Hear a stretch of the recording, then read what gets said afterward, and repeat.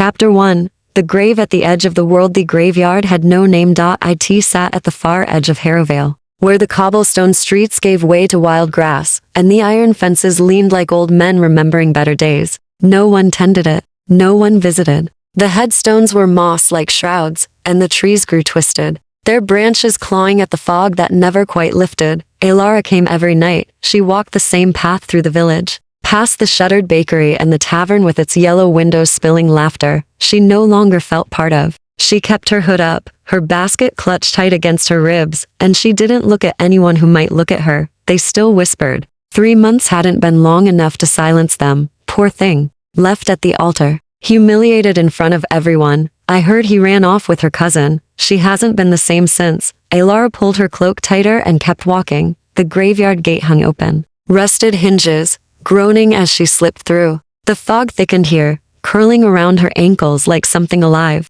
She'd been frightened the first time she came. Now it felt like the only place she could breathe. She followed the overgrown path to the back corner, where the oldest graves slept beneath blankets of ivy. And there, beneath a towering oak with roots that broke through stone, stood the grave she'd claimed as her own private ritual. No name on the headstone. Just a date, 1647, nearly 400 years old. Alara knelt in the damp grass and set down her basket. Inside, a small loaf of bread, still warm from the baker's oven. An apple, polished until it shone. A wedge of cheese wrapped in cloth. I brought extra tonight, she said softly, arranging the food at the base of the stone. Mrs. Holloway gave me her end-of-day loaves. She says it's charity, but I think she just feels sorry for me. The grave, as always, didn't answer. Alara sat back on her heels, pulling her knees to her chest. Everyone feels sorry for me now. It's worse than the anger somehow. At least when they were angry, they still saw me as whole. Now I'm just the girl who got left behind. She traced her finger along the worn edge of the headstone.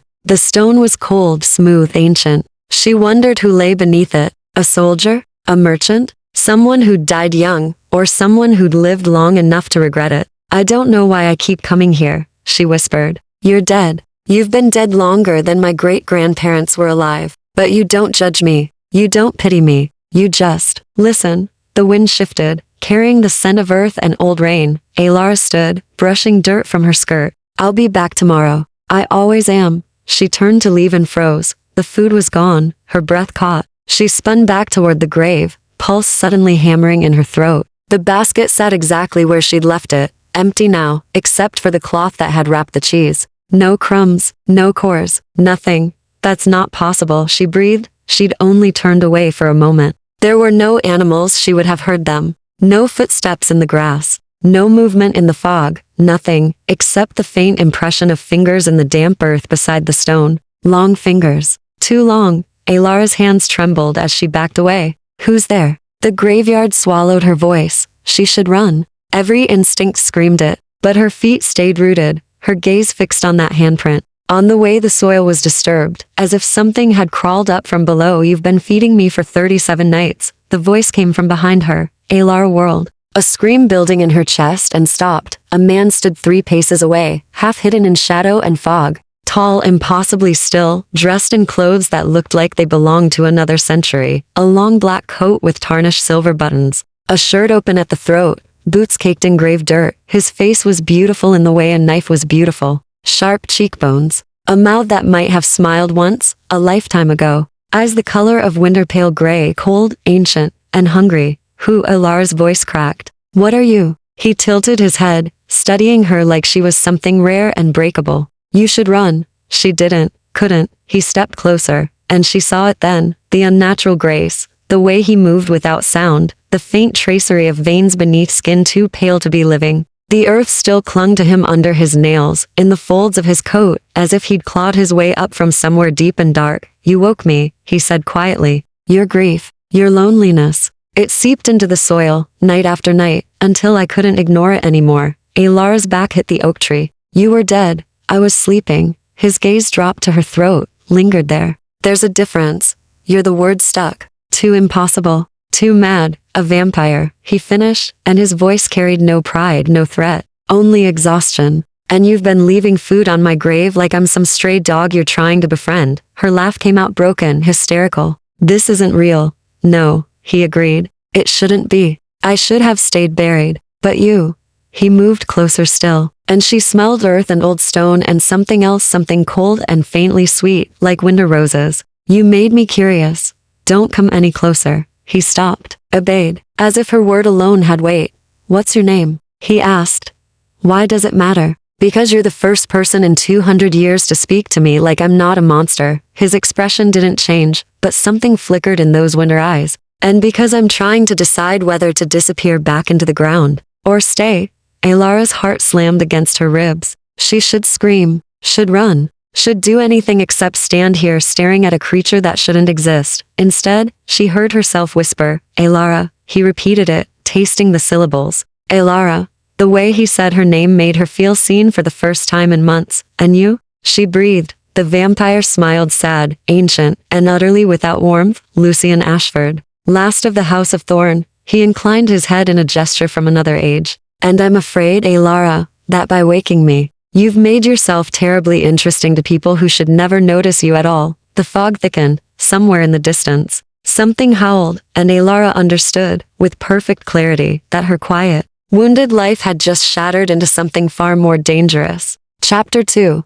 The offer in the dark. Alara didn't run. She told herself it was because her legs had forgotten how. Because fear had turned her bones to ice and her thoughts to fog. But somewhere beneath the terror, in a place she didn't want to examine too closely, curiosity had taken root. Lucian Ashford hadn't moved. He stood perfectly still, watching her with those winter pale eyes, and she realized he was waiting, not advancing, not threatening, just waiting for her to decide what happened next. People? She finally managed. What people? The ones who will smell my presence now that I've woken. His voice remained calm, almost gentle, but she heard the warning beneath it. The other houses. They'll want to know why I've risen after so long. They'll wonder what or who disturbed my rest. I didn't mean to, I know. He glanced at the empty basket, and something almost like regret crossed his features. You were just lonely. So was I. A dangerous combination. The howl came again, closer now. Alara flinched, but Lucian merely turned his head toward the sound, expression unchanging. You need to leave this place, he said. Go home. Lock your doors. Don't come back here. And you? I'll handle what's coming. He started to turn away, dismissing her. Wait, the word escaped before she could stop it. He paused, glancing back. Why? Alara didn't have an answer. Shouldn't have one. This creature, this vampire, had just told her she was in danger because of him. The intelligent thing would be to run, exactly as he'd suggested. To forget this night ever happened. But she'd spent 3 months being intelligent, being proper, doing what everyone expected, while her world crumbled around her. What did you mean? She asked. When you said my grief woke you? Lucian was quiet for a long moment. Then, vampires sleep when they have nothing left to wake for. No purpose. No hunger strong enough to matter. I'd been underground for centuries, and I was content with that. But grief is a strange thing. It has weight, substance. Yours seeped into the earth night after night, and I felt it. He met her eyes. I felt you. Something in her chest cracked open. I wasn't grieving, she whispered. Liar. The word held no judgment, just recognition. As if he could see straight through her skin to the wound beneath. He didn't deserve your tears, Lucian continued. Whoever he was. You don't know anything about it. I know betrayal. I know what it looks like when someone has been made small by another person's cruelty. He took a step toward her, then stopped himself. You came to a graveyard every night and left food for the dead. That's not mourning a lost love. That's trying to feed something inside yourself that's starving. Alara's throat closed. Stop. You asked. I take it back. The ghost of a smile touched his mouth there and gone so quickly she might have imagined it. Too late. You woke a vampire, Alara. We're catastrophically honest. Despite everything, the fear, the impossibility, the distant howling, she almost laughed. Is that one of your vampire rules? One of many. His expression sobered. Which is why you need to go, now. Before the air changed, Alara felt it like a drop in temperature, a shift in pressure that made her ears pop. Lucian's entire body went rigid, his head snapping toward the graveyard gate. When he looked back at her, something feral had entered his eyes. Too late, he said softly. What, they're here. He moved then, faster than her eyes could track, and suddenly he was in front of her. His body a wall between her and the darkness beyond. Stay behind me. Don't speak. Don't run. And whatever you do, don't look them in the eyes. Lucian, do you trust me? She barely knew him. Shouldn't trust him. But when she opened her mouth, What came out was, yes. He nodded once, sharp and decisive. Then the fog parted. 3 figures emerged from the mist like nightmares taking shape. 2 men and a woman, all beautiful in that same knife-sharp way Lucian was, all dressed in clothes that spoke of wealth and centuries past. They moved with predatory grace, spreading out to form a half-circle around Lucian and Alara. The woman spoke first. Her voice was silk over steel. "Lucian Ashford, we thought you dead." Disappointed Vivian? Intrigued. The woman Vivian tilted her head, her gaze sliding past Lucian to fix on Alara. "And curious about your companion." "She's no one," Lucian said flatly. "A human who wandered into the wrong graveyard. She smells like you." One of the men inhaled deeply, his eyes flashing crimson. "Like grave earth and old magic. How long have you been awake, Ashford?" "Tonight. Just tonight. And already you've claimed immortal?" Vivian laughed, the sound like breaking glass. The House of Thorn always did move quickly. Alara's heart hammered so hard she thought it might crack her ribs. She kept her eyes down, fixed on the ground, remembering Lucian's warning. "Don't look them in the eyes. I've claimed nothing," Lucian said. His voice had gone cold and motionless. "She's under my protection. That's all you need to know." Protection? The second man moved closer, and Alara could feel his gaze on her like ice water. "That's a dangerous word, Ashford. Protective bonds carry weight. They imply intent. They imply what I say they imply." Vivian laughed again. "You've been asleep too long. The old laws have evolved. If you claim protection, you claim responsibility. Her debts become yours. Her crimes. Her blood." Alara's stomach dropped. She didn't understand the rules they were speaking around, but she understood enough. Lucian had just bound himself to her somehow. Put himself at risk, for her, a stranger. "I know the laws," Lucian said quietly. "I helped write them." Silence fell, thick and heavy, then Vivian smiled. "So you did. How forgetful of me." She glanced at her companions, then back at Lucian. "The court will want to see you. Tomorrow night. They'll want to know why you've returned. And if I refuse, then we'll assume you're planning something treasonous. And we'll act accordingly." Her eyes cut to Alara again. "Both of you." Lucian's hand found Alara's wrist, his touch ice cold but steady. "Tell the court I'll attend." "Alone?" "No," Vivian purred. "Bring the girl. If she's under your protection, she belongs in vampire territory now. Human laws no longer apply to her." She stepped back into the fog. "Welcome back to the living, Lucian. Try not to get yourself killed before tomorrow night." The 3 vampires vanished, dissolving into mist and shadow. Alara's knees buckled. Lucian caught her before she fell, his arm around her waist, holding her upright within human strength. "Breathe," he murmured against her hair. "Just breathe." "What did you do?" she gasped. "What did you just do?" "I kept you alive." He pulled back enough to meet her eyes. "For tonight at least. You bound yourself to me." She said, "I know what she said." His jaw tightened. "And it's true. But the alternative was letting them take you. They would have drained you dry just to hurt me." Alara stared at him. At this ancient, dangerous creature, who'd crawled from the grave, and immediately tangled his fate with hers. "Why?" she whispered. Lucian looked at her for a long moment. Then, so quietly she almost didn't hear, "Because you fed me when I was nothing but bones and darkness. Because your grief was the first thing I'd felt in 200 years. Because..." He stopped. Started again. "Because I'm tired of being alone." The confession hung between them, raw and terrible. "You can't go home," he continued, his voice returning to that careful neutrality. "They'll be watching. You'll stay with me tonight." "Where?" His smile was grim. "Where I've been sleeping, underground." Chapter 3. The Crypt Beneath the Earth. Entrance to Lucian's tomb lay hidden, beneath a collapsed mausoleum at the graveyard's farthest edge. Alara watched as he cleared away debris with effortless strength. Stone slabs that should have required 3 men to move, lifted like they weighed nothing. Beneath the rubble, a staircase descended into absolute darkness. "I can't see," she said, hating how small her voice sounded. "I know." Lucian extended his hand. "Trust me." She hesitated only a moment before placing her palm in his. His fingers closed around hers, cold, gentle, impossibly strong, and he guided her down into the dark. The stairs went deeper than seemed possible. 20 steps, 30. The air grew colder with each descent, thick with the smell of earth and old stone and something else. Something ancient. "How far down?" she whispered. "Far enough that daylight can't reach." His voice echoed strangely in the confined space. "Sunlight is problematic.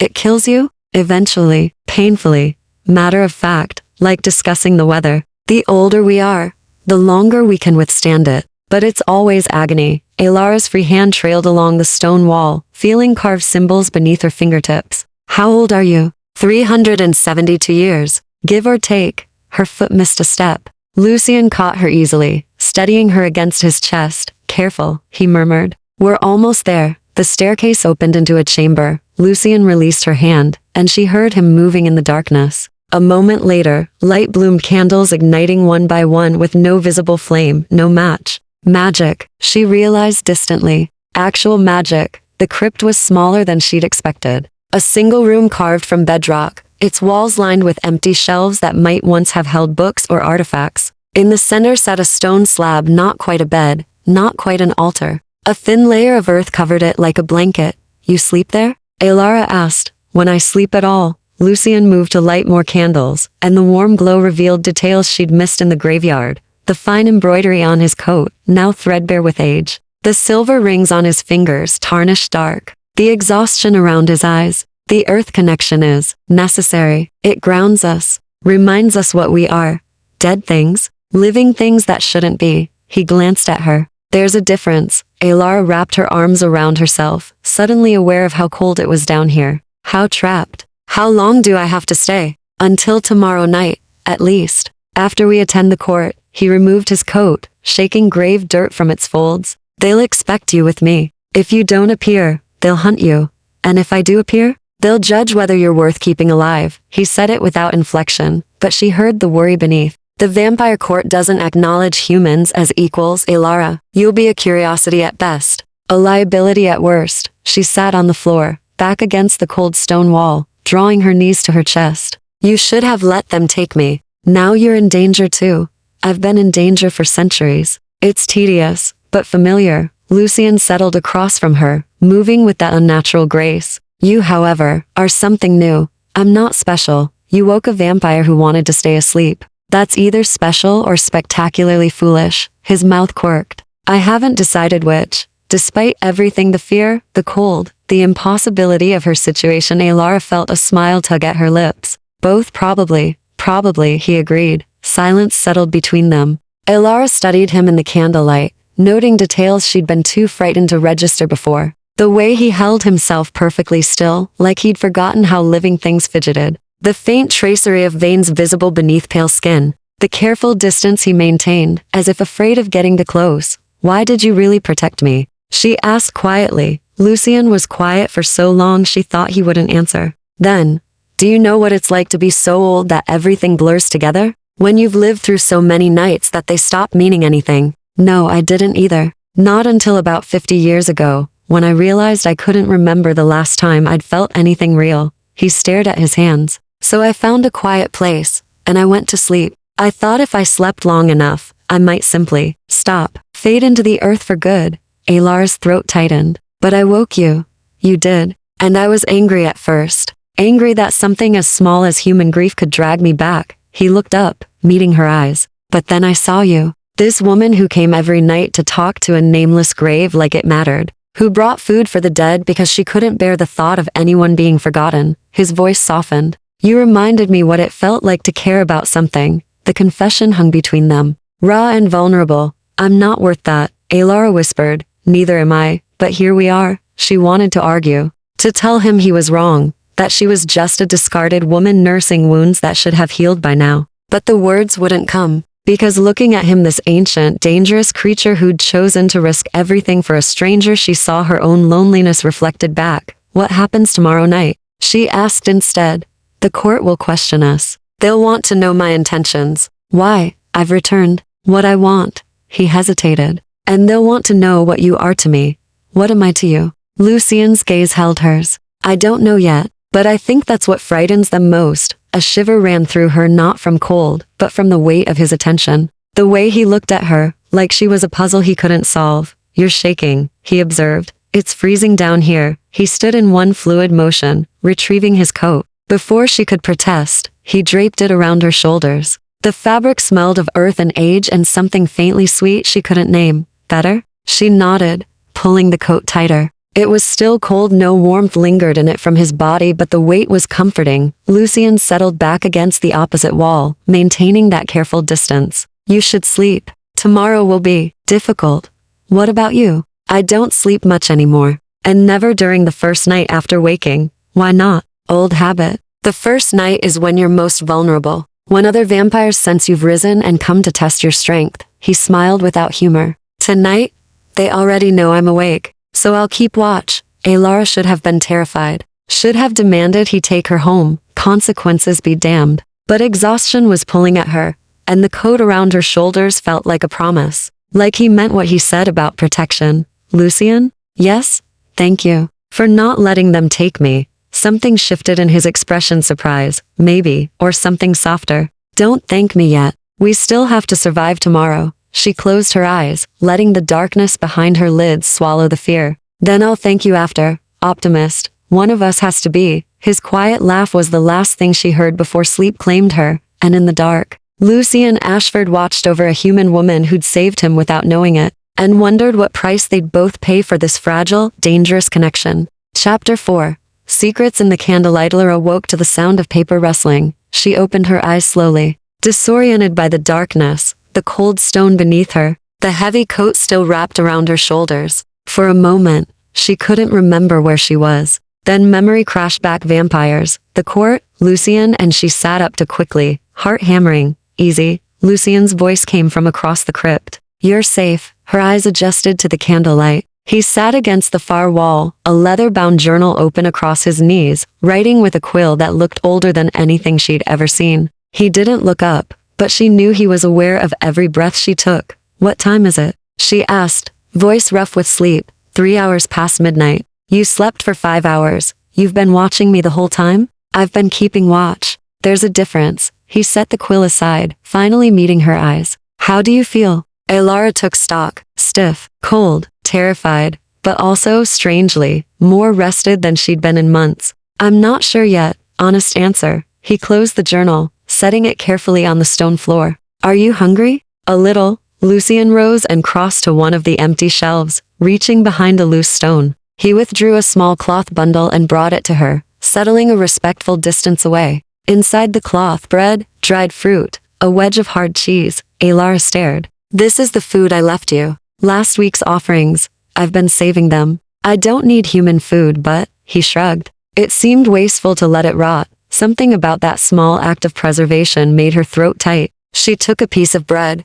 forcing herself to eat despite her churning stomach. What were you writing? Notes, observations, things I need to remember before we face the court. Like what? Lucian was quiet for a moment, considering. Then, the political landscape has changed since I slept. Houses have risen and fallen. Alliances have shifted. I need to understand where the power lies now, or we'll walk into that court blind. How can you know any of that if you've been underground for centuries? I can't, which is why this is dangerous. He leaned back against the wall, and for the first time, she saw genuine uncertainty in his expression. I'm walking into a nest of vipers, who've had 200 years to sharpen their fangs, while I've been absent.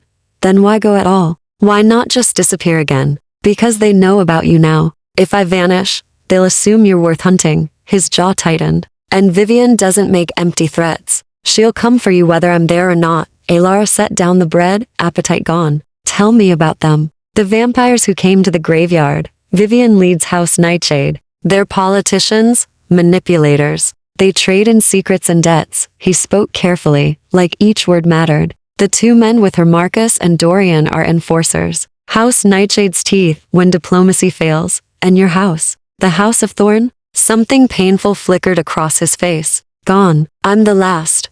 What happened? War. The single word carried centuries of grief. 300 years ago, the houses fought over territory, over power, over principles too old to matter now. House Thorn tried to broker peace. We failed. And when the war ended, my entire bloodline was dead except for me. Alara's chest ached. I'm sorry. Don't be. It was a long time ago. But his voice said otherwise. Said the wound was still raw, still bleeding, even after all these years. Is that why you went to sleep? Because they were gone? Partially. Lucian's gaze grew distant. But also because I was tired of watching the world change while I stayed the same. Tired of making connections only to watch everyone I cared about die. Humans age so quickly. Blink and they're gone. It's easier to just stop trying. The loneliness in those words was a living thing. Elara shifted closer, careful not to spook him. That sounds like giving up. It was. He looked at her then, really looked, and she saw the weight of centuries in his eyes. Until you started talking to my grave like I was still someone worth knowing. Her breath caught. I didn't know you could hear me. I couldn't. Not at first. But grief is loud, Elara. It has its own frequency. And yours. He paused, searching for words. Yours sounded like mine. The admission hung between them, fragile and dangerous. What was his name? Lucian asked quietly. The man who hurt you. Elara's hands fisted in the coat. Thomas.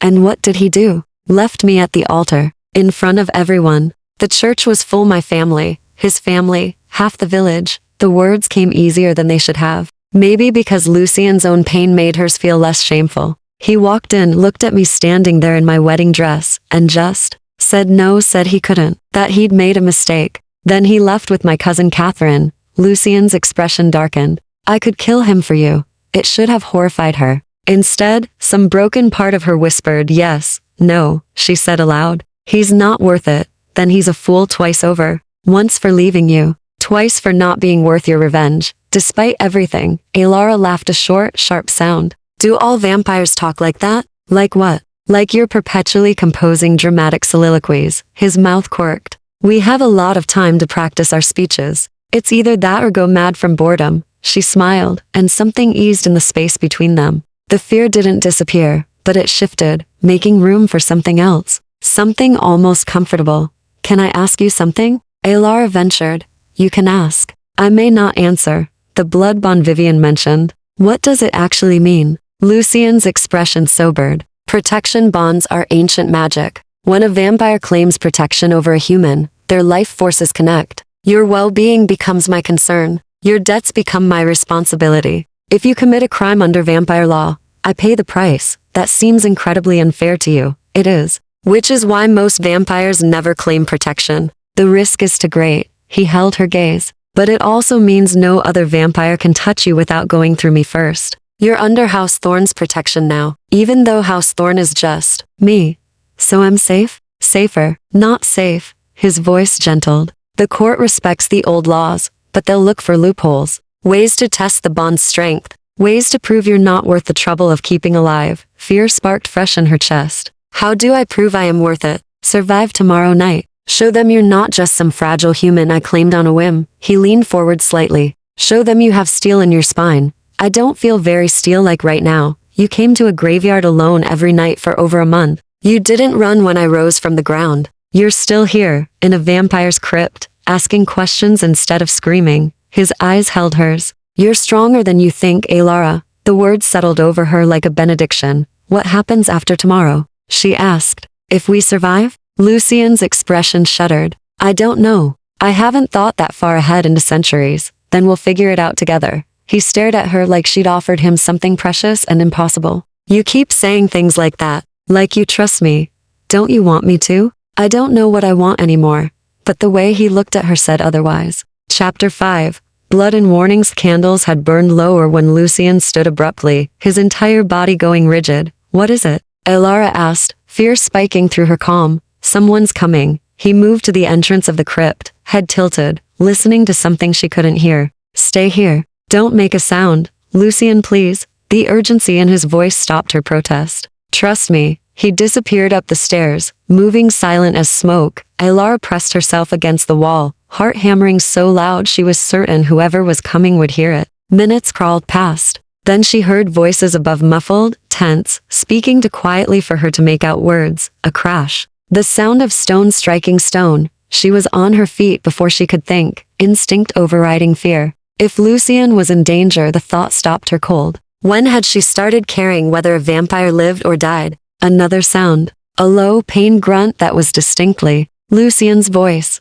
Elara grabbed the nearest candle and started up the stairs. She emerged into the ruined mausoleum to find Lucian, pinned against the wall by a male vampire she didn't recognize. The stranger was broader than Lucian, dark-haired, with eyes that glowed red in the darkness. His hand was wrapped around Lucian's throat, lifting him off the ground. 2 centuries, the stranger snarled. 2 centuries you've been hiding while the rest of us fought for scraps. And now you crawl back like nothing's changed? Lucien didn't struggle. Hello, Gabriel. Don't. The vampire Gabriel tightened his grip. Don't use that tone with me. Like we're still allies. Like you didn't abandon us. I didn't abandon anyone. House Thorn was dead, so you ran. Like a coward. Alara's hand tightened on the candle. She should stay hidden. Should stay silent. But watching Lucien being hurt sparked something fierce in her chest. Let him go, she said, stepping into the moonlight. Both vampires froze. Gabriel's head snapped toward her, eyes widening.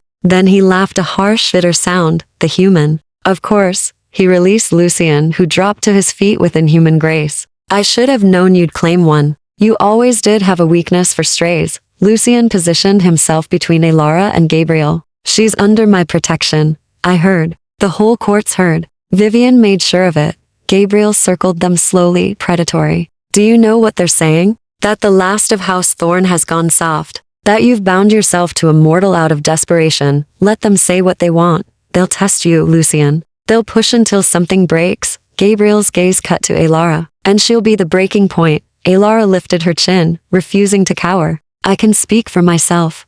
Can you? Gabriel moved closer, and she saw the danger in him sharper, crueler than what lived in Lucien. Tell me, human. Do you know what happens when a protection bond is broken? Gabriel. Lucien's voice was pure ice. Don't. She should know what she's walked into. What you've dragged her into. Gabriel smiled, showing fangs. If she dies, Lucien dies. If she betrays him, he suffers the consequences. And if she proves unworthy of protection, if the court decides she's more trouble than she's worth, they'll kill her slowly, just to watch him break. The words hit like physical blows. Alara's breath stuttered, but she forced herself to hold Gabriel's gaze. Then I won't give them a reason. Gabriel studied her for a long moment. Then, surprisingly, he laughed, genuine this time, less cruel. She's got spine. I'll give you that. He looked at Lucien. Maybe you're not as foolish as I thought. High praise coming from you. Don't let it go to your head. Gabriel's expression sobered. I came to warn you. The court meeting tomorrow night, it's a trap.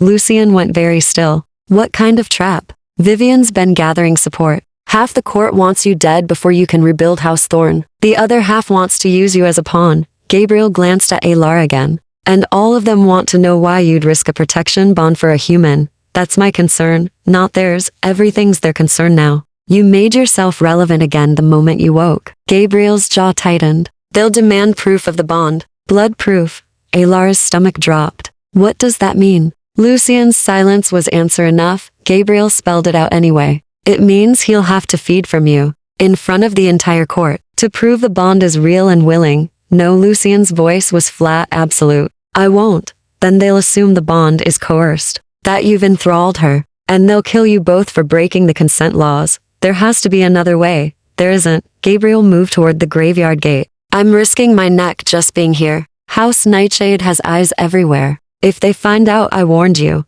He paused at the threshold. For what it's worth, Lucien, I'm glad you're awake. The court's become a nest of parasites. We could use someone who remembers what honor looked like. Then he was gone, dissolved into shadow. Alara's legs finally gave out. She sank onto a broken stone, the candle trembling in her grip. You have to feed from me. No, Lucien crouched in front of her, eye level, his expression fierce. I won't. We'll find another way. There is no other way. You heard him. I don't care. I won't take your blood against your will. What if it's not against my will? Lucien recoiled like she'd struck him. You don't know what you're saying. Don't I? She set the candle down carefully, hands shaking. You said vampires can't lie. So tell me, is what Gabriel said true? Will they kill us both if we don't prove the bond? His jaw worked. Yes. Then we don't have a choice. There's always a choice. Not if we want to survive. She took a breath, steadying herself. What does it feel like? When you feed? Lucien looked away. Alara, tell me. He was quiet for a long moment. When he spoke, his voice was rough. It depends on the vampire. On the intent. If done carelessly, it's agony. The venom in our bite can cause pain, hallucinations, addiction. He met her eyes. But if done with care, with control, it can be transcendent, euphoric. Some humans seek it out like a drug. And you? How would you do it? I don't know. I haven't fed from a living human in over a century. The confession shocked her. What have you been feeding on? Before I slept? Animals, mostly. The blood of the willing when I could find it. Preserved blood from the dead when I couldn't. His expression was bleak. I stopped enjoying the hunt a long time ago. Alara processed this. Tried to reconcile the careful, lonely creature in front of her with the monster Gabriel had implied he could be. If you did feed from me, she said slowly, would it hurt? Not if I don't want it to. Then I trust you. Lucien's hands clenched into fists. You shouldn't, but I do. She reached out, surprising herself, and touched his cheek. His skin was cold beneath her palm, smooth as marble. You've protected me, bound yourself to me, put yourself in danger for a stranger. Why would I not trust you? He leaned into her touch like a man starving for contact. Because I'm a monster, Alara. You're the loneliest person I've ever met. Monster or not, something cracked in his expression. For a moment, she thought he might pull away. Instead, his hand came up to cover hers, holding it against his face. We don't have to decide tonight, he said quietly. We have until tomorrow, then let's go back down. Try to rest. She stood, still holding his hand. Together, Lucien looked at their joined hands like he couldn't quite believe they were real. Then he led her back down into the darkness. Chapter 6. The ritual of trust. The crypt felt smaller when they returned. More intimate. Lucien released her hand the moment they reached the bottom of the stairs, putting careful distance between them. He busied himself lighting candles that had guttered out, his movements precise, controlled. Too controlled. Alara watched him, this ancient creature trying so hard to appear unaffected. You're afraid? His hand stilled on a candle. Yes. Of feeding from me? Of wanting to. He turned to face her, and the raw honesty in his expression stole her breath. I haven't tasted living blood in so long. I don't know if I can stop once I start. You stopped before. For a century. That was different. That was choosing not to hunt. His voice dropped. This would be choosing to taste you, knowing exactly how alive you are. How warm. How? He stopped himself. It's dangerous, Alara. She should be terrified. Every instinct should be screaming at her to run. But looking at him, at the fear and hunger and desperate restraint warring in his eyes, all she felt was a strange, reckless certainty. Show me, she said. What? Your fangs, the venom, all of it. She moved closer, ignoring his instinctive step back. If I'm going to let you do this tomorrow, in front of the entire court, I need to know what it is. What you are. Lucien's jaw tightened. This is a terrible idea, probably. But it's my idea. She settled on the stone floor, legs folded beneath her. Please. He stared at her for a long moment. Then slowly, he sank down across from her, close enough to reach, far enough to flee. The transformation isn't pleasant to watch, he warned. I'll survive. A ghost of a smile touched his mouth. Then his expression shifted. It happened slowly, deliberately. His eyes bled from winter gray to silver white, pupils contracting to pinpricks. The veins beneath his skin darkened, visible traceries spreading from his temples down his throat, and his mouth. Alara's breath caught as his lips parted, revealing elongated canines. Not grotesque, but sharp, lethal, beautiful in a terrible way. This is what I am, Lucien said, his voice rougher now, holding an inhuman resonance. Predator, killer, dead thing wearing a human face. You're still you, she whispered. Am I? He tilted his head, and the gesture was distinctly inhuman. Right now, I can hear your pulse, count every heartbeat. I can smell the blood just beneath your skin, warm, sweet, intoxicating. Every instinct I have is screaming at me to take, but you won't. How can you be so certain? Because you've been fighting those instincts for 300 years. Alara leaned forward, studying his transformed face. Because you went to sleep rather than become a monster. Because even now, terrified of losing control, you're warning me away instead of just taking what you want. Lucien's hands fisted against his thighs. You don't understand how thin the line is, how easy it would be to cross.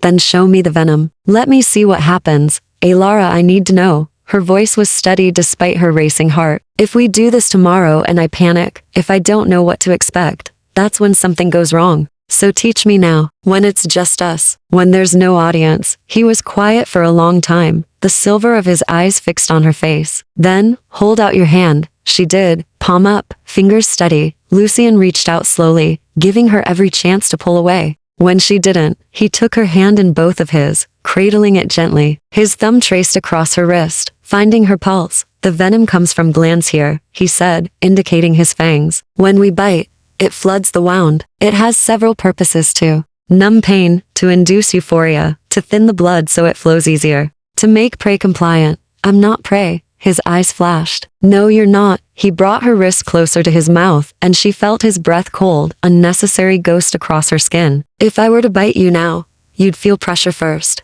then a sharp sting, then, he paused, then warmth, pleasure, like sinking into a hot bath after a long day. Your mind would go soft, dreamy. You'd feel safe, cared for, even loved. Elara's pulse jumped. That sounds like manipulation. It is. The venom cloud's judgment makes prey want to give more. That's why consent laws exist, why bonds must be proven willing. His fangs grazed her wrist, not breaking skin. A vampire could make you believe anything while feeding, could twist what you feel into something false. Could you? Lucian pulled back slightly, meeting her eyes. Yes, but I won't.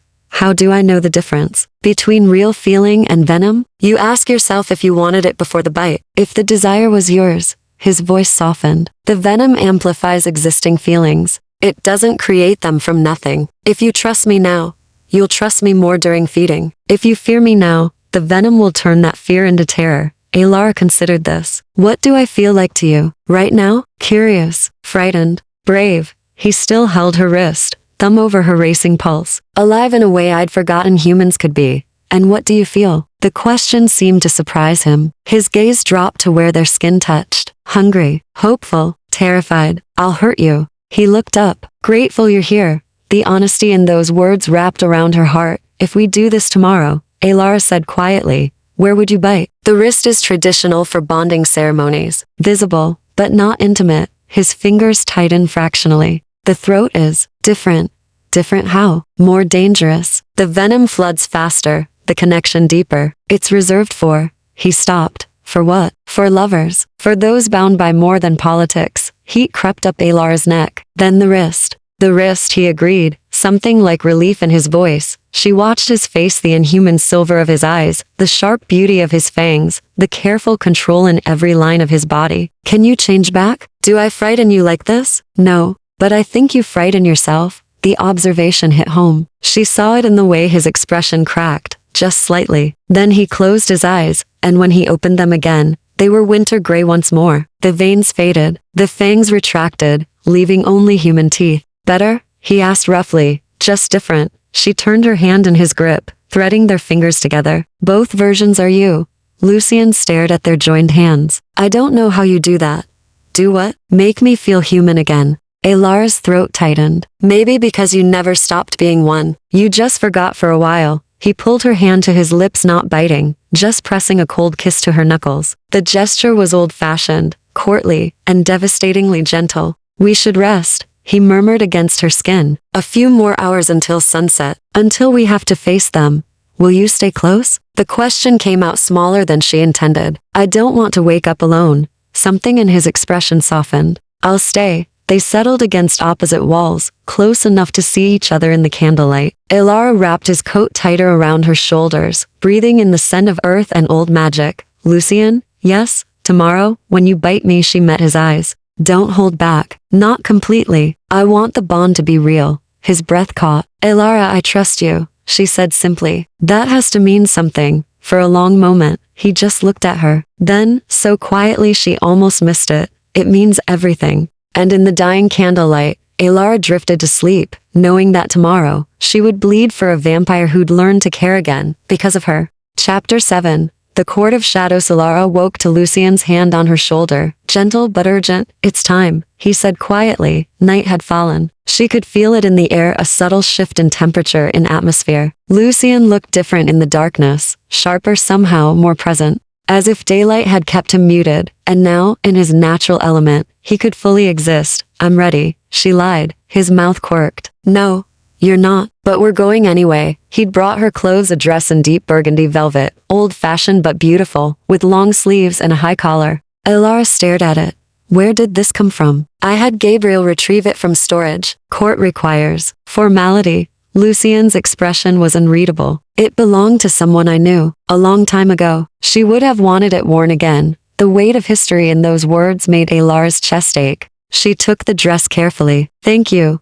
Lucian turned his back, giving her privacy. As she changed, she noticed his own transformation. He donned a formal coat in black brocade, silver buttons polished to gleaming. His hair was tied back, revealing the sharp architecture of his face. He looked like what he was, nobility from another age, dangerous and beautiful and entirely otherworldly. How do I look? She asked when she'd finished. He turned, and something flashed in his eyes: appreciation, possession, fear. Like you belong in my world. Which is exactly the problem. Is that bad? It means they'll want to keep you. His jaw tightened. Or destroy you. I'm not sure which would be worse. Before she could respond, he offered his arm. Stay close to me. Don't speak unless spoken to directly. And remember, no matter what happens, the bond must appear willing. Alara took his arm, feeling the coiled strength beneath the expensive fabric. What if I'm not a good enough actress? You won't have to act. The venom will make everything real. He led her toward the stairs. That's what terrifies me.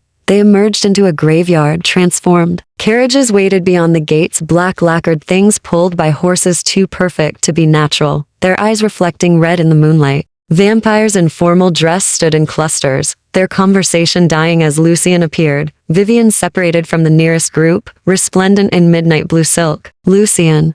How prompt. And you've brought your pet. She has a name, Lucian said coldly. Does she? Vivian's smile was razor sharp. How quaint. Well, come along. The court is eager to meet the human who woke the last thorn. They were ushered into the lead carriage. Vivian sat across from them, her gaze never leaving Alara's face. Two other vampires joined them, Marcus and Dorian, the enforcers from that first night. The carriage lurched into motion. Nervous, Vivian asked Alara directly. Lucian's hand tightened on hers in warning. But Alara met the vampire's eyes carefully, avoiding the hypnotic pull she felt there. Should I be? Vivian laughed, delighted. Oh, I like this one. She has teeth. She leaned forward conspiratorially. Tell me, little human, what did Lucian promise you? Immortality? Power? Love? Nothing.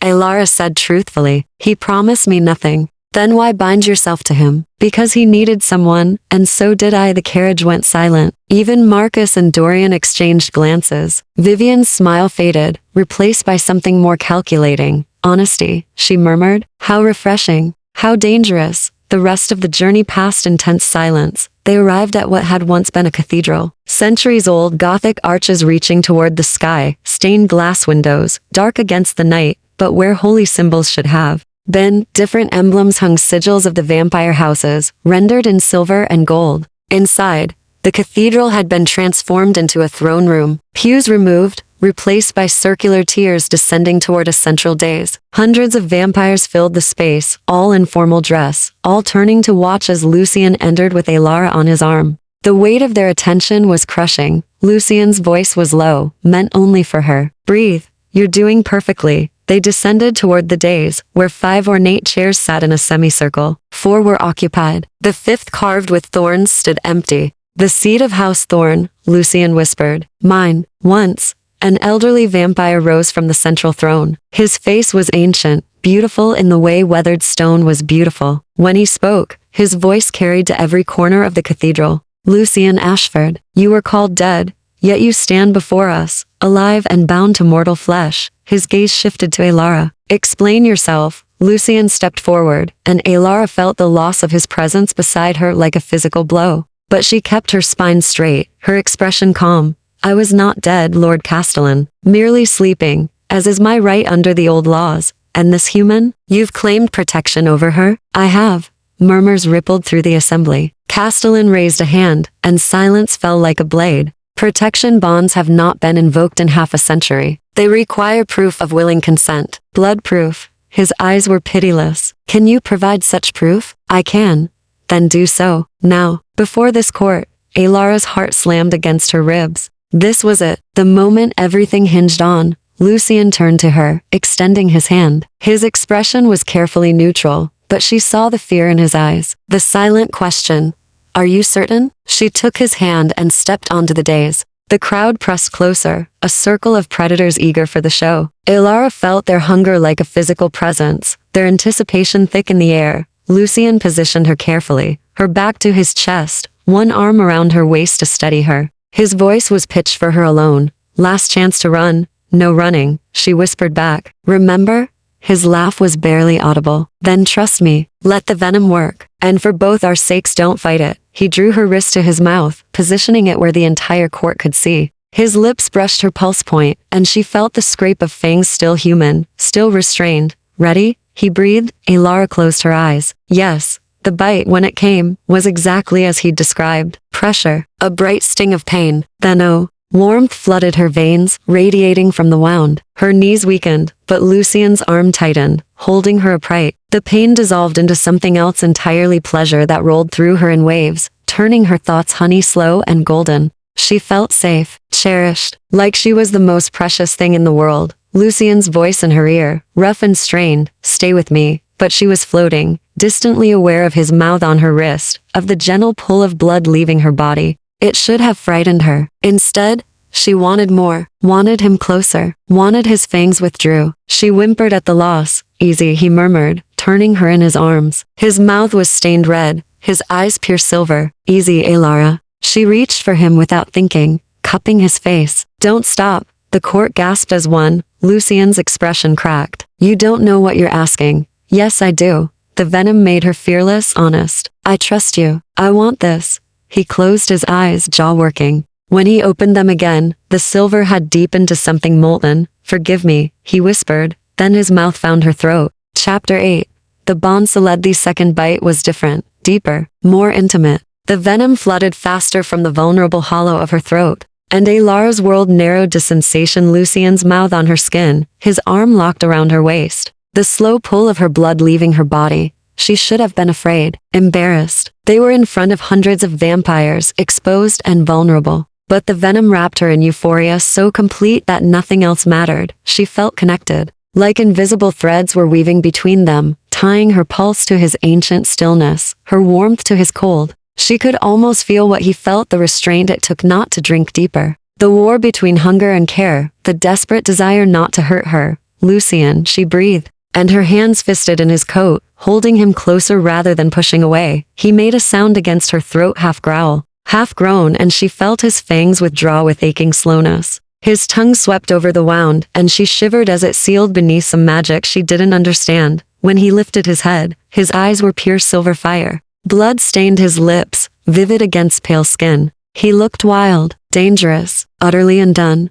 "Enough?" he asked roughly. The venom made her honest. "No," his breath stuttered. "Elara, but I know it has to be." She swayed, suddenly dizzy, and he caught her against his chest. "Did it work? The proof?" Lucien's gaze swept the assembly. Every vampire in the cathedral was utterly silent, staring at them with expressions ranging from shock to hunger to something that might have been envy. Lord Castellan rose slowly from his throne. "The bond is proven, willing, eager even," his ancient eyes fixed on Lucien. "This is no political arrangement. This is what it is," Lucien finished, his voice steady despite the tremor Elara felt running through him. "Is my business and hers. The court has its proof, indeed." Castellan's gaze lingered on Elara, and she felt the weight of centuries in that look. "The human may sit." A chair appeared, conjured or carried. She was too dizzy to tell. Lucien lowered her into it carefully, then took his place standing beside her. His hand found her shoulder, a gesture of both possession and protection. "The bond is acknowledged," Castellan continued, "but questions remain. Why return now, Lucien Ashford? What do you want from this court?" "Nothing." Lucien's voice carried through the cathedral. "I want nothing from you." Murmurs rippled through the crowd.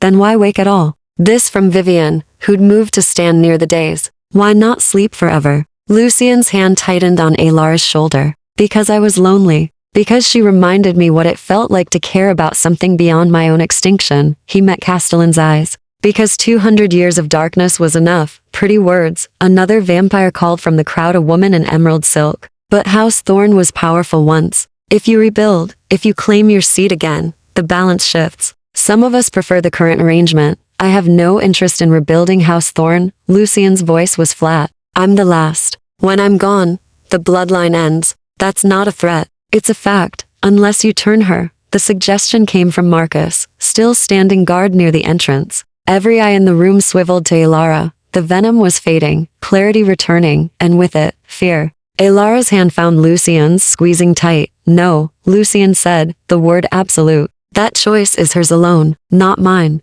Not this court's. Hers. But if she chose it," Vivian pressed, circling closer, "House Thorn would live again. You could rebuild. Take your seat. Become a player in court politics once more." "I don't want to play politics." "What do you want, Lucien?" Castellan's voice cut through the rising tension. "Speak plainly." Lucien was quiet for a long moment. Then, I want to be left alone. I want to exist without being a piece on your game board. I want.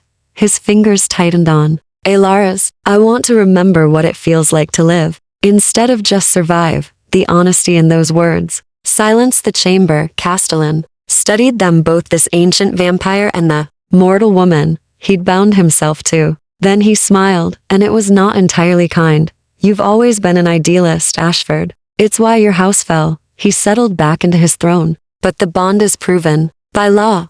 She's under your protection. Harm to her is harm to you. The court acknowledges this. Relief flooded through Alara. It was over. They'd survived. However, Castellan continued, and her hope froze. Protection bonds require renewal. Blood proof. Every new moon. Miss the ritual, and the bond dissolves. She becomes fair game again. Lucien's entire body went rigid. That's not traditional law. It is now. The court voted while you slept. Castellan's smile widened. Every new moon, Lucien. You'll feed from her before witnesses, or you'll lose her. Consider it. Incentive to remain engaged with court affairs. You're forcing my hand. I'm ensuring you don't disappear for another centuries. The ancient vampire's expression hardened. You're the last of an old bloodline. Like it or not, that makes you valuable. Historical. The court will not let you simply fade away. Alara felt Lucien trembling with barely contained fury. She stood carefully, still, lightheaded, and faced Castellan directly.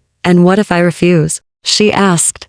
The court gasped. Lucien's hand shot out to her arm, but she shook him off gently. Castellan's eyebrows rose. Refuse what, child? Refuse to be used as leverage. Refuse to be the chain keeping him here. She lifted her chin. I didn't ask for this bond to control him. If that's what it becomes, I'll break it myself. Silence fell like a stone into deep water. Then Castellan laughed, genuine, surprised, delighted. Oh, she is perfect for you, Ashford. All that fire wrapped in mortal flesh. He leaned forward. But you misunderstand, little human. The bond cannot be broken by will alone. Only by death, his or yours, or by the completion of its purpose. What purpose? That depends on why it was formed. Castellan's eyes gleamed. Protection bonds are flexible magic. They end when the protected no longer needs protecting. When they can stand as equals with their protector. His gaze slid to Lucien. Or when they become something more than protected and protector. When they become, don't, Lucien warned, bound by choice,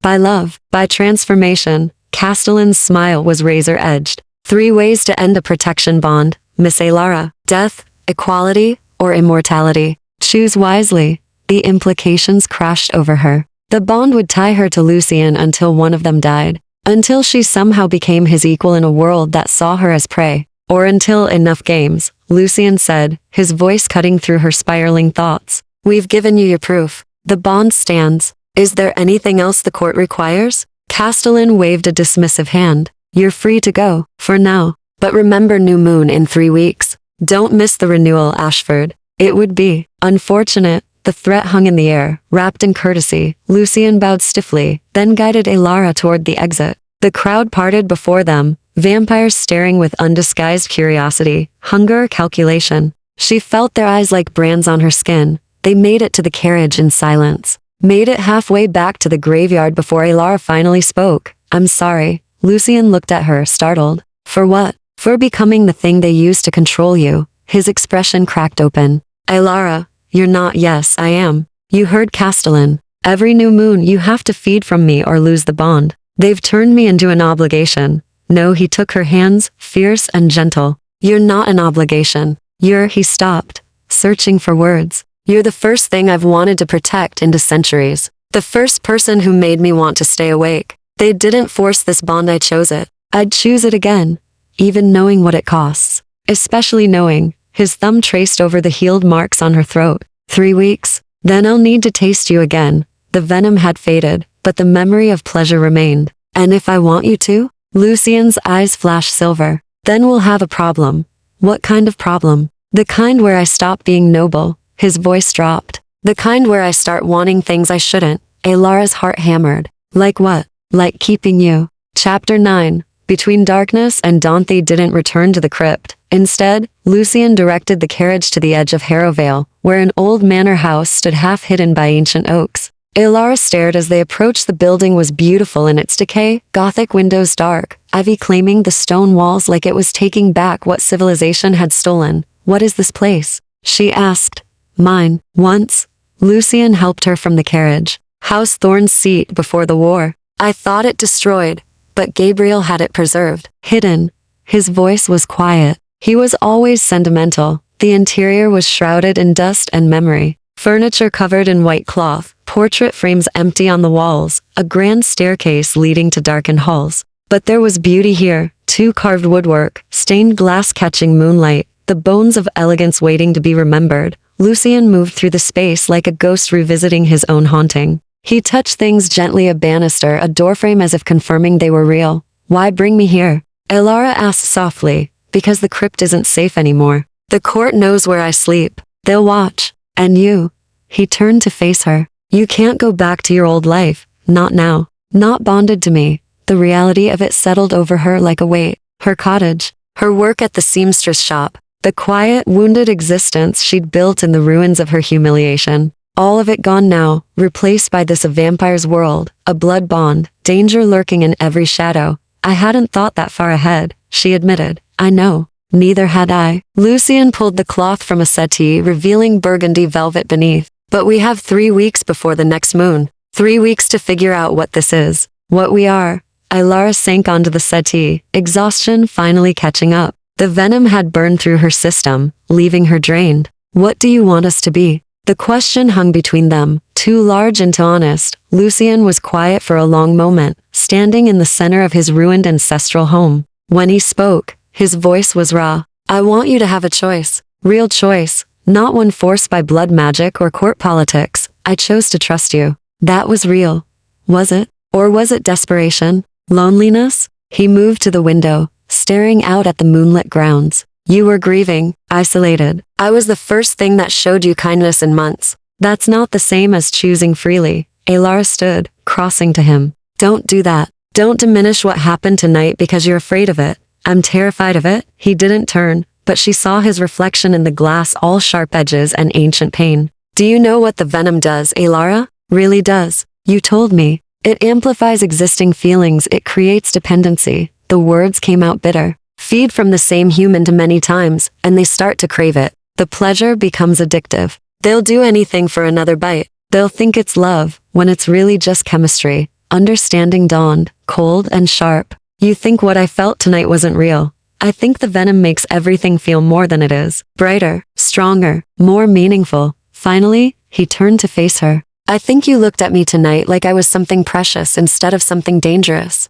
And I don't know if that was you or the magic talking. Elara closed the distance between them, anger sparking through her exhaustion. So when I trusted you in the crypt before any venom, that was what? Delusion? Self-preservation. I was offering protection. When I held your hand on those stairs, that was fear of the dark. When I asked you to teach me about your world, to show me your fangs, to stay close while I slept, her voice broke. Was all of that just me being convenient? Just desperate loneliness attaching to the first monster who bothered to listen? Lucian flinched like she'd struck him. I didn't say that. You implied it. You're so busy protecting me from the bond that you won't even consider that. Maybe. She stopped, throat tight. Maybe I was choosing you before the venom ever touched me. Ilara, no. She stepped back, wrapping her arms around herself. You want me to have a real choice? Fine, here it is. I could walk away, right now, break the bond, damn the consequences, and go back to my little cottage and my safe, small life. I could pretend none of this happened. You could. His voice was carefully neutral. But I won't. Not because of venom or magic or addiction. She met his eyes, letting him see everything, the fear, the anger, the fragile hope. Because for the first time in months, I feel alive. Because you see me as someone worth protecting, worth risking everything for. Because when you look at me, I'm not the girl who got left behind. I'm not broken. I'm just me. Lucian stood frozen, something cracking in his expression. So yes, Elara continued. The venom felt incredible. Yes, I wanted more. But that wanting started the night I brought food to your grave and talked to the darkness like it might listen. It started when I decided a dead man's company was better than the living who pitied me. She took a shaky breath. The venom didn't create this. It just made me brave enough to say it out loud. Silence stretched between them, fragile and terrifying. Then Lucian moved 3 strides that brought him directly in front of her. His hands came up to frame her face, gentle despite the tremor running through them. You terrify me, he whispered. You walk into my world like you belong there. You offer trust like it's simple. You look at me like I'm not a monster, and I want to believe you so badly it hurts. Then believe me. What if I fail you? What if I lose control, take too much, hurt you beyond repair? His forehead dropped to hers. What if I'm exactly the monster I think I am? What if you're not? She brought her hands up to cover his. What if you're just someone who's been alone so long he forgot what connection feels like? His breath shuddered out. I don't know how to do this. Caring. Not anymore. Neither do I, she managed a smile. We can figure it out together. Isn't that what you said? That was before I tasted you. Before I felt how much I wanted. He stopped himself.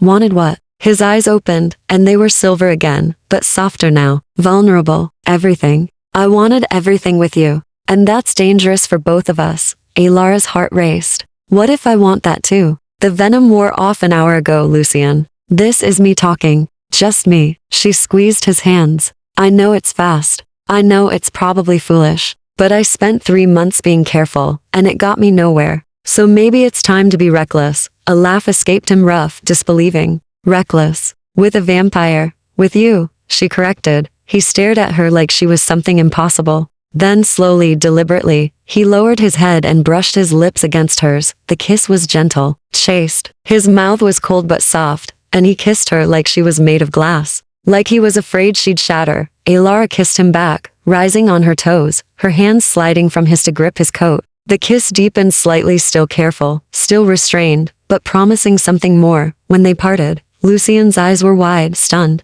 See? Alara whispered. No venom. Just choice. His thumb traced her cheekbone. You're going to ruin me. Good. You've already ruined me for anything ordinary. He smiled, then real and warm and devastating. 3 weeks until the next feeding. I know. I don't know if I can wait that long to taste you again. Heat flooded through her. The court said new moon. They didn't say you couldn't feed before that. Lucian's expression darkened with want. Dangerous words, Alara. I'm feeling dangerous. She pulled him closer. Teach me your world. Show me everything. And when the new moon comes, she tilted her head, exposing her throat. Take what you need. His fangs descended, eyes flashing silver. You're playing with fire. Then let me burn. Chapter 10. Dawn of a new immortality. Their weeks passed like a fever dream. Lucian kept his promise. He taught her everything. The rules of vampire society, the intricate web of houses and alliances, the blood oaths that bound them, the ancient laws that govern feeding. He showed her the night markets where vampires traded in favors and secrets, introduced her to the few he still trusted. Gabriel became a strange sort of ally, teaching her how to move through vampire spaces without appearing weak. They spent days in the manor. Lucian, sleeping in a restored bedroom with earth scattered beneath the bed. Alara, exploring the library he'd once kept. She read his journals, centuries of careful observations about the world changing around him. She learned about the woman who'd owned the burgundy dress, Catherine, a human scholar he'd loved and lost 200 years ago. She chose mortality, Lucian told her one evening, his voice distant with memory. I offered her eternity, and she refused. Said she'd rather live one full human lifetime than an endless existence watching everyone she loved die. He looked at Alara. I've never been sure if that was wisdom or cowardice. Maybe both. Alara said softly. Maybe neither. The nights were different. Charged. Lucian maintained careful distance, never feeding, despite the hunger she sometimes saw flash in his eyes. They talked instead about her failed wedding, his lost house, the loneliness they'd both carried like stones, and slowly, carefully, they learned to exist in the same space without fear. But the new moon was coming. Alara felt it approaching like a storm on the horizon. Lucian grew quieter, more restrained, the tension in him building with each passing night. By the final evening before the court ritual, he was wound so tight she thought he might shatter. You don't have to do this, he said for the 100th time. They stood in the manor's overgrown garden, moonlight filtering through bare branches. Alara wore the burgundy dress again. It felt right somehow. Like honoring the woman who'd chosen her own path. Yes, I do, she replied. The bond requires it. Damn the bond. Damn the court. Lucian paced like a caged wolf. I could break it myself. Refuse to feed. Let them come for us.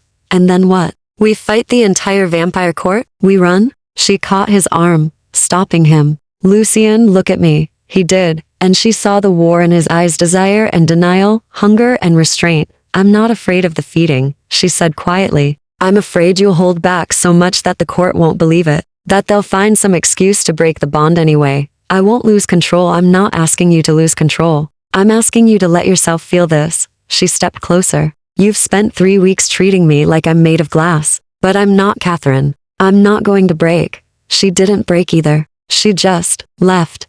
His voice cracked. Chose mortality over me. Understanding bloomed. You think I'll do the same, won't you? Eventually, he pulled away, turning to face the skeletal garden. I'm offering you a life in shadows, Alara. Court, politics, and blood rituals and danger at every turn. What kind of future is that? The kind I choose. She moved to stand beside him. You keep waiting for me to realize what a mistake this is, to come to my senses and run. But I won't, because this, she gestured between them. This isn't a mistake. It's the first real thing I've felt in years. Lucien's hands clenched. The venom hasn't touched me in 3 weeks. This is all me, Lucien. Just me, choosing you. He turned to her then, and the naked longing in his face stole her breath. I want to believe that, he whispered. I want to believe this is real, that you won't regret binding yourself to a dead man. Then believe it. Alara took his face in her hands. And tomorrow night, when we stand before that court, don't hold back.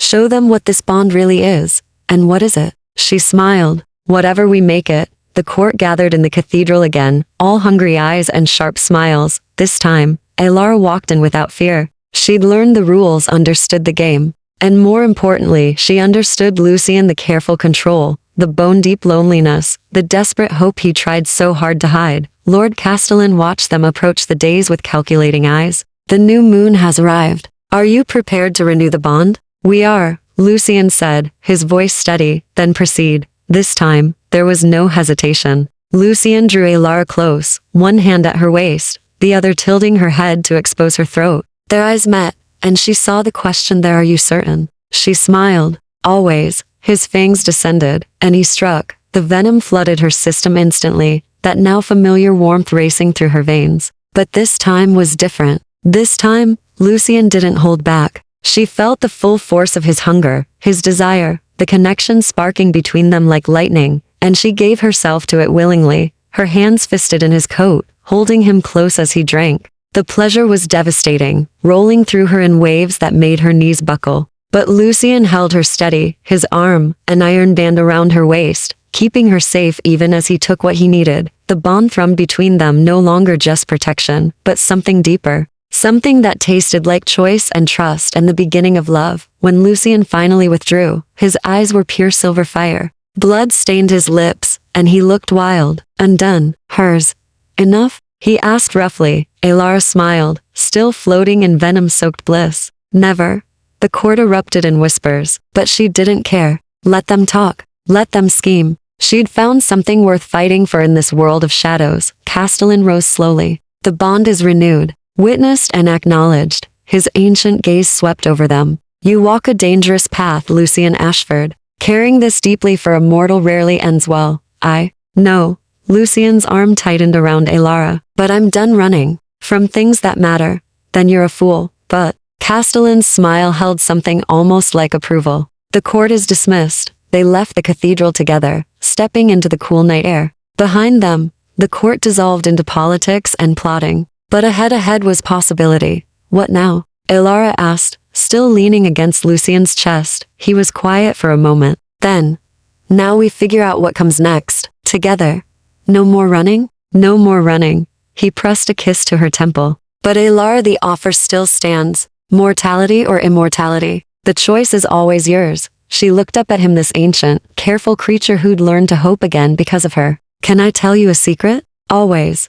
I already know what I'll choose. When the time comes. She touched his face gently. But not yet. Not until I've lived enough of this life to know what I'm giving up. Understanding flickered in his eyes. And then I'll choose you. Forever, if you'll have me. She smiled. But first, teach me how to live in your world. Really live, not just survive. Lucien's expression cracked open, and for the first time since she'd known him, he looked truly, devastatingly happy. Deal, he whispered. I'll teach you everything. And when you're ready, if you still want eternity, I'll want it. With you. He kissed her then, deep and slow and full of promise. Around them, the night sang with possibility. With danger, with the strange magic of a bond forged in darkness and sealed in blood, and in a graveyard at the edge of the world, where a lonely woman had once left food for the dead. New life was beginning, one choice at a time. Epilogue. 6 months later, Relora stood in the manor's library. Sunlight streaming through the windows, dust motes dancing in the air. Lucian slept upstairs, safe in darkness, and wouldn't wake for hours. Yet, she'd learned to live between both worlds, human by day, vampire by night. She kept her cottage, but rarely stayed there, preferring the manor's strange mix of decay and beauty. The village whispered about her disappearance, but she didn't care. She'd found something they'd never understand. The sound of footsteps made her turn. Gabriel stood in the doorway, eyebrow raised. "You're still human," he observed. "For now. He'll ask you to turn eventually. When the bond becomes too much to maintain." Alara smiled, thinking of Lucian, the way he looked at her like she was sunrise and sunset both. The careful way he fed, never taking too much, always giving back tenderness. "I know. And when he does, I'll say yes." "You're certain?" "I'm choosing him. Every day, I choose him." She met Gabriel's eyes. "Isn't that what love is? Choosing someone over and over, until the choosing becomes as natural as breathing?" Gabriel was quiet for a moment. Then he smiled, genuine, warm. "Catherine would have liked you. I know. I read her journals too. Presumptuous, thorough." Alara grinned. "Besides, I'm going to be here a long time. Might as well know the history." Gabriel laughed and disappeared back into shadow. Alara returned to her book, a text on vampire law, because if she was going to exist in this world, she'd do it properly. With knowledge, with power, with choice. And when night fell, Lucian would wake. They'd feed the bond, talk until dawn, make plans for the future neither of them had dared imagine months ago.